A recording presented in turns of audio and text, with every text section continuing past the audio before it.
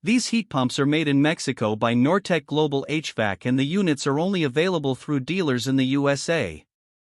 All of the units feature all aluminum microchannel coils that resist corrosion, but they use a wire grill with a plastic mesh screen to protect the condenser coil. That does not do very much to protect the coil fins from mechanical damage due to hail or debris from lawnmowers. They offer optional electric heat kits in sizes from 5 to 20 kilowatts to provide emergency heating, and have installed filter dryers to protect the refrigerant system from the effects of moisture. These heat pumps use R-410A refrigerant, which is not as environmentally friendly as brands that use R-32. The Q94RD models are basic units with a 13.4 CR2 cooling efficiency and a 6.7 HSPF2 heating efficiency rating, but they are relatively loud with a 79 decibel sound rating.